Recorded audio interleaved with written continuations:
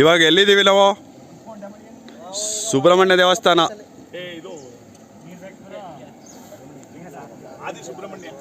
ಅಲ್ಲೇ ಈಗ ಎಲ್ಲ ಮಧ್ಯಾಹ್ನದ ಊಟದ ವ್ಯವಸ್ಥೆ ಮಾಡ್ತಾ ಇದೀವಿ.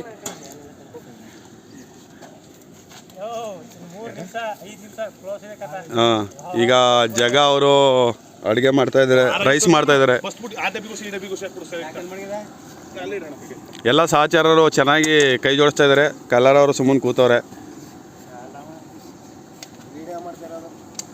ಕುಟ್ಟಿ ಅವರು ಸಹ ಏನೂ ಜೋಡಿಸ್ತಿಲ್ಲ, ನಾನು ದುಡ್ಡು ಕೊಟ್ಟಿನಿ ಅಂತಾರೆ. ಯಾವುದೇ ಮಾಡಿ ಅಂದ್ರೆ ಯೋಗೇಶ್ ಅಣ್ಣನವರೇ ಮಿಸ್ ಆಗ್ಬಿಟ್ರು. ನಮ್ಮ ಶಿವ ಅವರಿದ್ದಾರೆ, ಅವರು ಈಗ ಬಜ್ಜಿಗೆ ಇದು ಕಲಿಸ್ತಾ ಇದ್ದಾರೆ.